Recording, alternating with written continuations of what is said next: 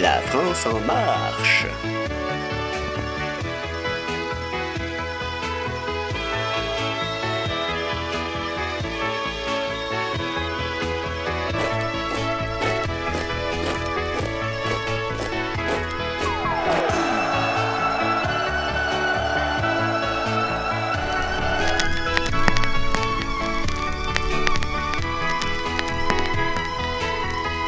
Bienvenue en République démocratique de France. Patrie émancipatrice de la Déclaration universelle des droits de l'homme, nation fraternelle du tir tendu. Gloire au Premier ministre, gloire au gouvernement et respect pour les simples d'esprit. Longue vie et espérance pour maman Brigitte, notre rayonnante première dame. Il était l'enfant élu que nous avait annoncé la prophétie. Il est venu au monde pour être le gardien des institutions, destiné à guider le pays sur les chemins tortueux de l'histoire. Gloire à Sa Majesté, le président Bobo, le lion indomptable, élu démocratiquement par le peuple souverain. Et comme on dit en Côte d'Ivoire, qui avale une noix de coco fait confiance à son anis. Le peuple plébiscite Bobo Ier, le patriarche visionnaire de la nation française.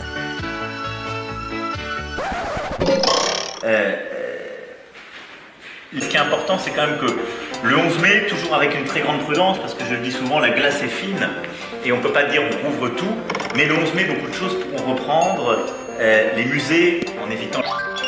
On va regarder comment les choses se passent, et comment on peut réussir à réarticuler les choses avec le public, partout où il vient. Et en effet, il va falloir là aussi inventer des nouvelles formes. On ne pense pas vertical, horizontal, on pense vertical, c'est-à-dire qu'on est bien droit dans la vie. On ne pense pas aux heures, aux secondes, tout est neutral. Mais rien ne nous interdit d'inventer autre chose. La finalité partagée, c'est ça. Et donc, quand Robinson part, il part pas avec des grandes idées de poésie ou de récit. Il va dans la cale chercher ce qui va lui permettre de survivre. Du fromage, du jambon, des choses très concrètes.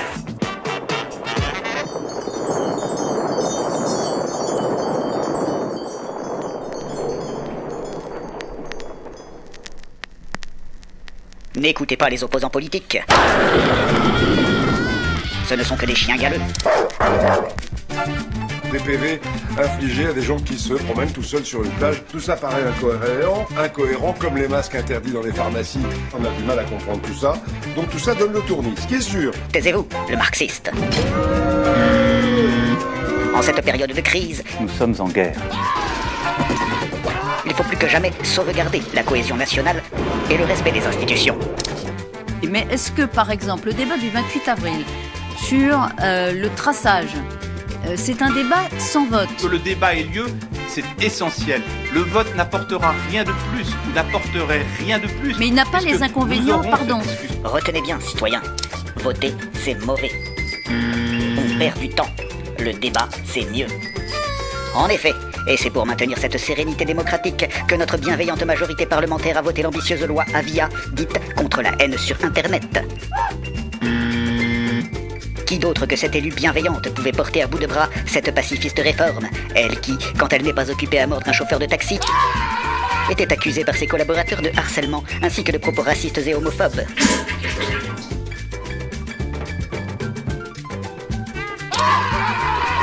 Désormais, le débat républicain entre internautes bienveillants pourra continuer sur les réseaux sociaux car tous les messages de haine seront systématiquement supprimés.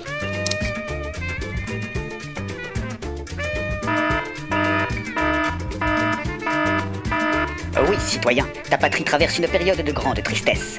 Coronavirus a endeuillé le cœur des Français, mais tu dois garder intacte ta confiance. Le vieux sage, notre bien-aimé crocodile, stratège éclairé du Front de Libération, est un véritable chef de guerre qui sait comment il faut se battre pour tuer Coronavirus. Va-t'en, Coronavirus. Il faut partir maintenant, ou bien le président Bobo va te cogner.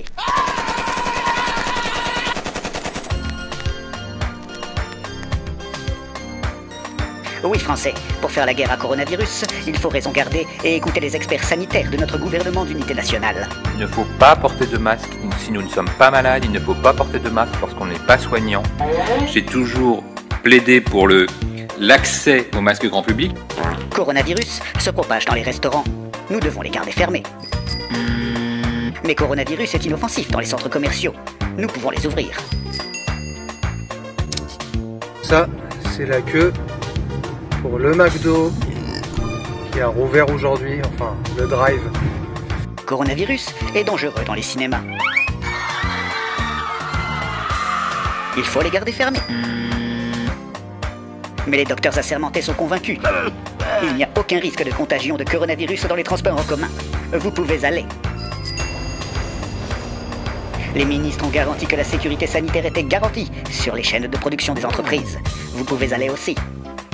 Coronavirus n'empêche pas le travail. Citoyens, n'oubliez surtout pas que nous sommes en guerre. Nous sommes en guerre.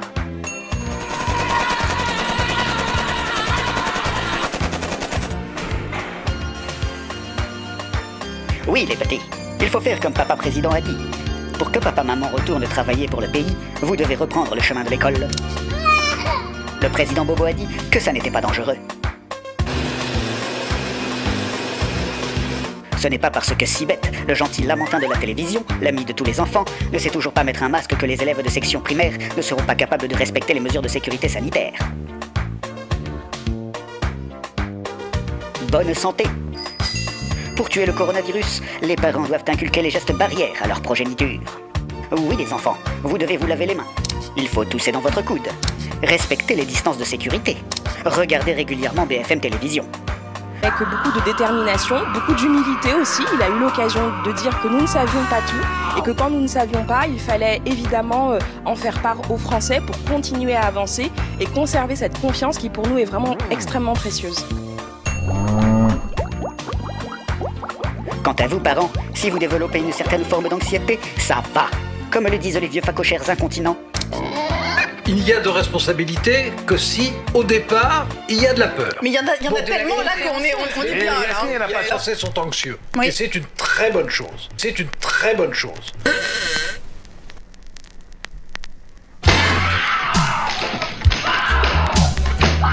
Citoyen, tu as réclamé des masques? Voilà, les masques vont arriver. Le ministre est désolé pour le retard. Il faut maintenant jeter tous les masques tissus que les Français ont fabriqués parce qu'ils ne sont plus bons. Maintenant, tu peux aller chez le buraliste ou dans l'hypermarché pour acheter les masques officiels et obligatoires de la France en guerre. Et si tu te demandes pourquoi cela n'est pas gratuit comme dans les autres pays, il faut te souvenir du proverbe de la femelle hippopotame. Donc c'est toujours facile de dire on y va, c'est gratuit. De toute façon, rien, jamais n'est gratuit. Ouh, ça va, messieurs, dames.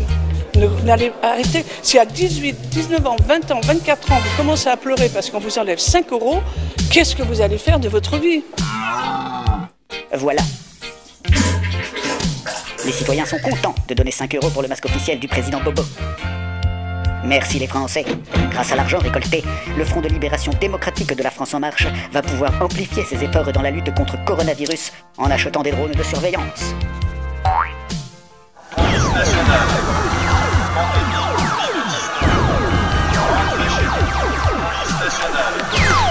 La police même va tuer Corona.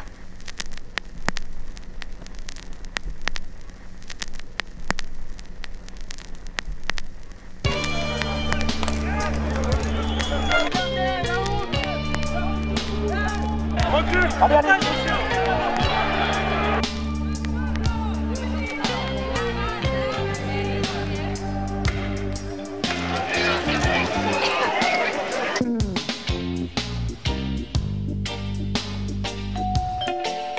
Oui, merci aux gardiens de la paix assermentés qui vont s'occuper des mauvais Français qui accrochent la banderole Macronavirus sur leur balcon. Des inscriptions pas du goût des forces de l'ordre. Une jeune femme a même été placée en garde à vue pendant plusieurs heures. Non, le président Bobo n'est pas un virus. Vous induisez les gens en erreur. Et cela mérite bien une garde à vue. Il y a eu clairement une garde à vue abusive, c'est-à-dire que là, le fait de mettre une banderole à caractère politique n'est pas une infraction. Merci, brigadier, d'être allé chicoter avec vigueur tous les mauvais citoyens qui ne respectaient pas le confinement.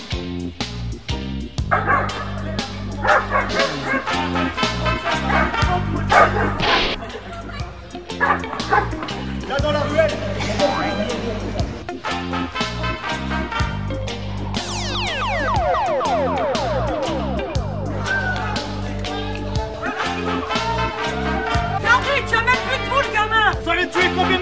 ça. Allons, madame, il faut faire des efforts. Arrêtez de dire que nous stigmatisons les banlieues.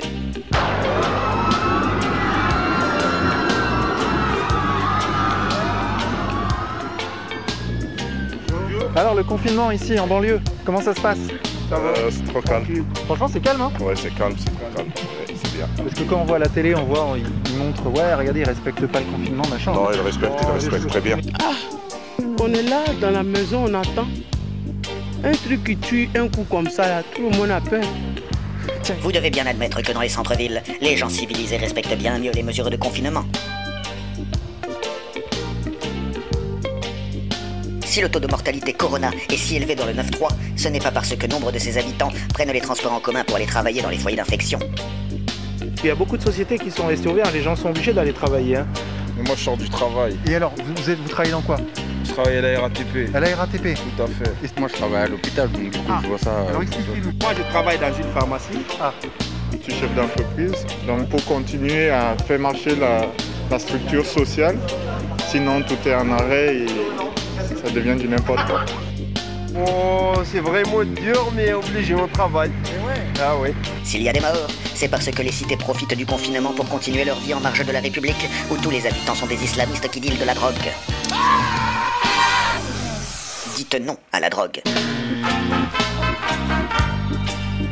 Merci encore la police de bien gérer toutes ces situations sans débordement.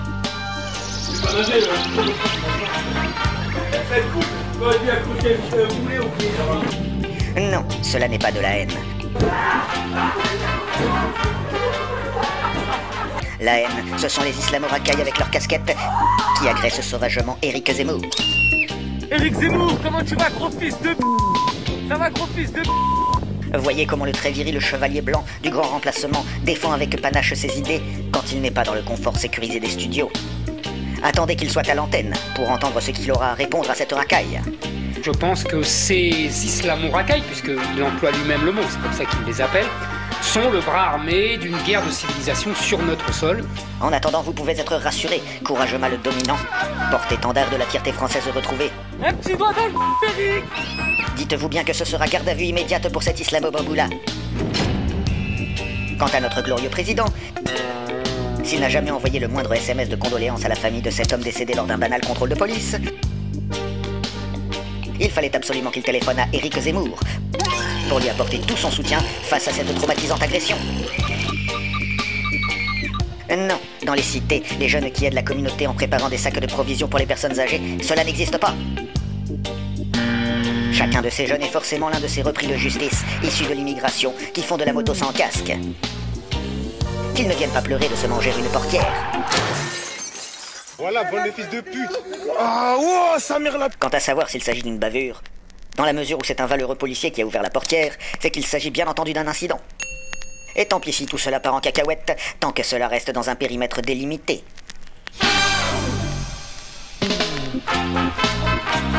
C'est ici qu'a eu lieu l'incident qui a déclenché cette dernière vague de violence. Un accident a impliqué un motard de 30 ans et une voiture de police banalisée qui aurait, selon certains habitants, délibérément ouvert la porte pour le blesser. De son lit d'hôpital, le blessé a appelé la population de son quartier au calme. Mais si les habitants disent qu'ils ne veulent pas que les choses dégénèrent, ils expliquent aussi que l'intimidation et l'humiliation durent depuis trop longtemps.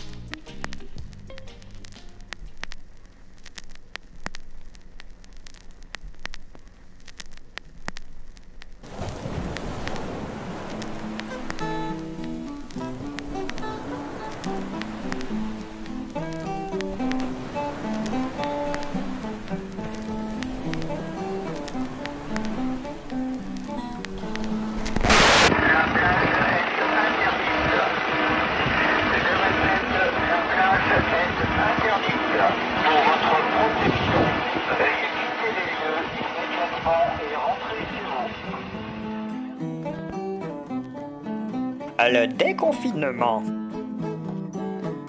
Avec cette crise coronavirus qui aura bouleversé nos vies, nous devons méditer sur les erreurs du passé. Nous ne pourrons plus revenir au monde d'avant, ce monde qui était guidé par l'argent roi, par la flexibilité du travail et la surconsommation. Le confinement n'aura-t-il pas permis de constater une baisse significative de la pollution urbaine ? Les Français n'ont-ils pas, pendant ces semaines où le temps était suspendu, redécouvert le plaisir d'un ciel bleu et le calme des villes sans transport congestionné?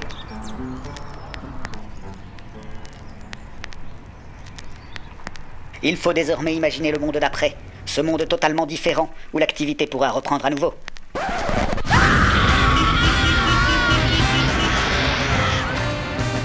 Oui, parents de France, soyez contents de reprendre votre épanouissant travail. Mais surtout, soyez heureux de voir vos enfants reprendre le chemin de l'école pour apprendre cette nouvelle façon de vivre en harmonie. Oui, citoyennes et citoyens, soyez au rendez-vous de l'histoire en bâtissant désormais un monde meilleur. Un monde qui sera guidé par la surconsommation, la flexibilité du travail et le règne de la finance. Mais surtout, un monde chaleureux et convivial où les gens n'iront plus dans les festivals. Où ils n'auront plus le droit de boire un verre sur les berges, mais surtout un monde où ils ne se feront plus la bise.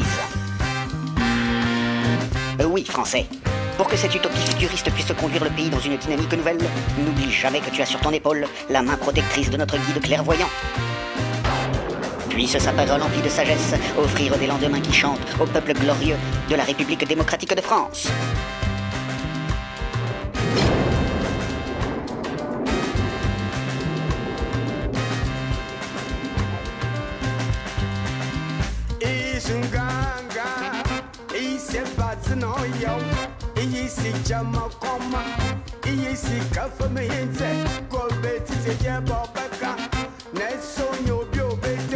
On peut s'indigner sur beaucoup de choses.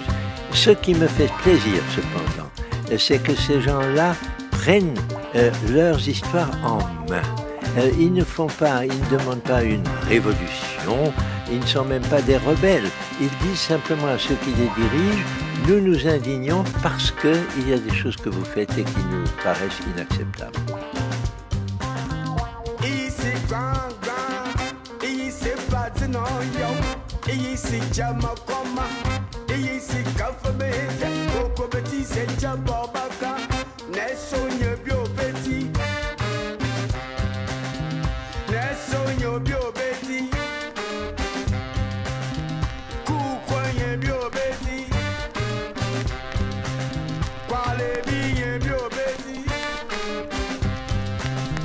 Anyway,